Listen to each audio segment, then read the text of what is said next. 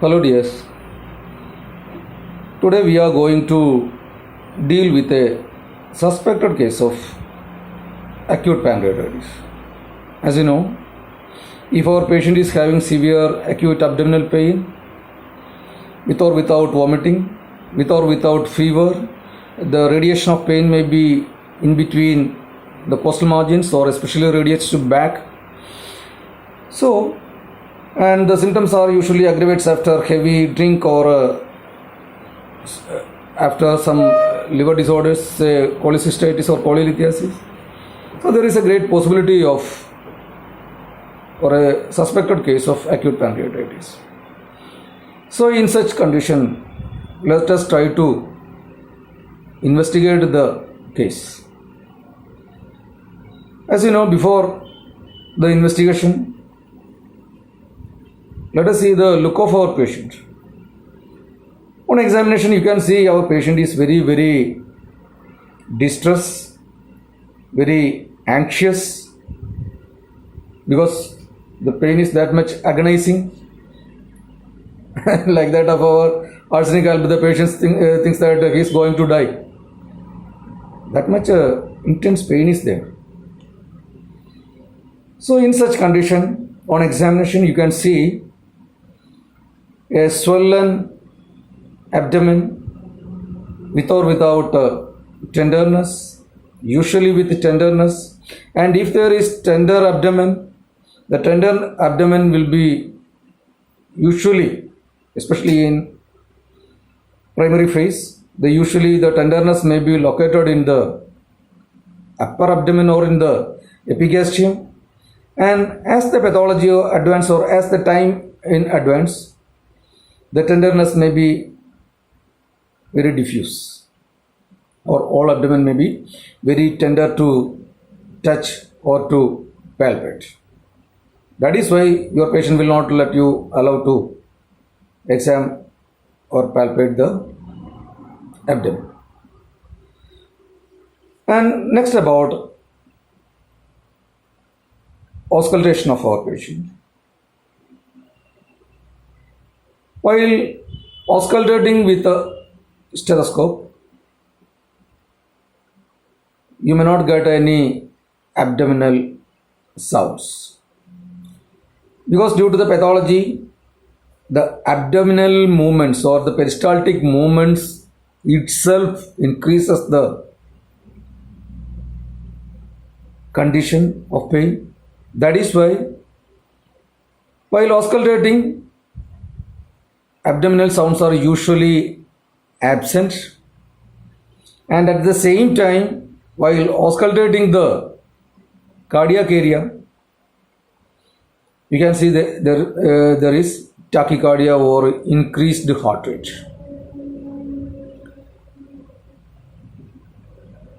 If we palpate the same,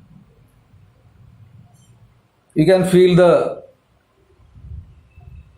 tenderness. And on examination of BP,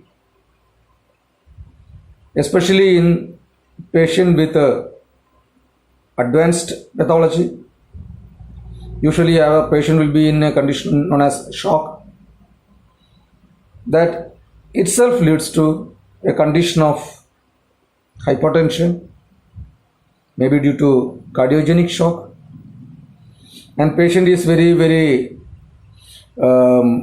dehydrated patient, hypovolemic shock, and at the same time the heartbeat or the pulse rate may be high,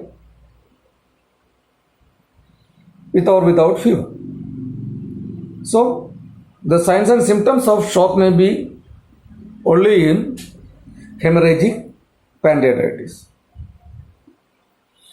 So the presence of tender abdomen, absence of bowel sounds, location and radiation of pain may give a clue to the pancreatitis.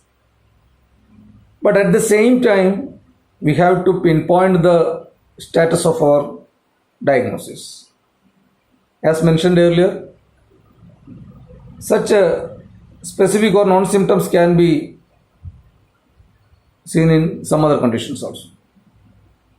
So if it is due to pancreatitis, as you know, the main enzymes secreted by our pancreas are trypsin, chymotrypsin, pancreatic amylase, lipase, ribonuclease, elastase, etc.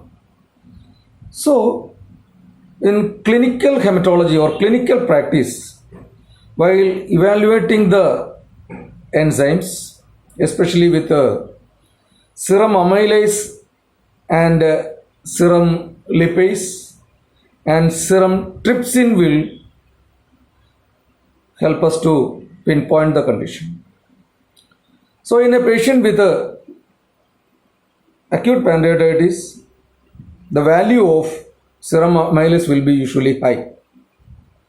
As you know, the normal value of serum amylase ranging from 25 to 115 unit per liter.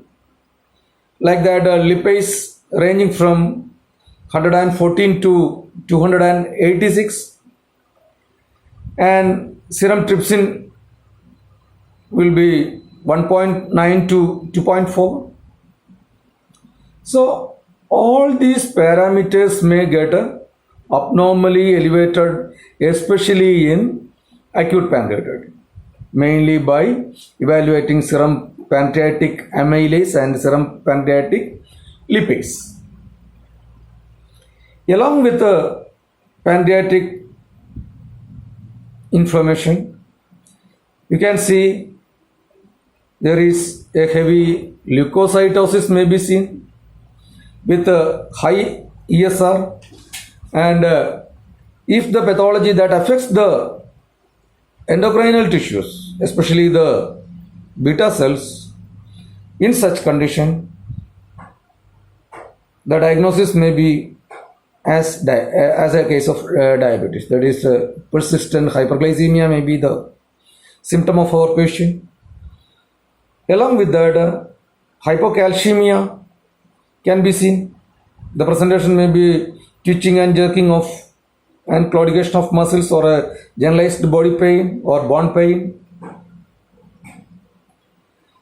With as mentioned earlier, the acute pancreatitis may be because of any obstruction made by gallstones. In such condition,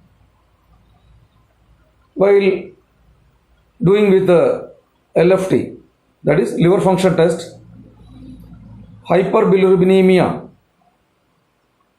or with a transient elevation of SGOT and SGPT, then with LDH, etc. That means the liver function test may also getting altered. And while doing peritoneal analysis, peritoneal fluid, the peritoneal amylase may be seems to be very high, more than 5,000 international unit per liter. As a complication of pancreatitis or hemorrhagic pancreatitis, the same may leads to or a leak into the, or the pancreatic juice may leak into the peritoneum, and thereby the peritoneal amylase level will be very, very high. So while observing our patient, inspecting our patient, palpating our patient, and while doing with some clinical hematological examinations, we can point out whether all the symptoms are either due to pancreatitis or not. Along with such a clinical hematological data, invasive techniques like modern techniques can be used. The same can be dealt in next class. Thank you.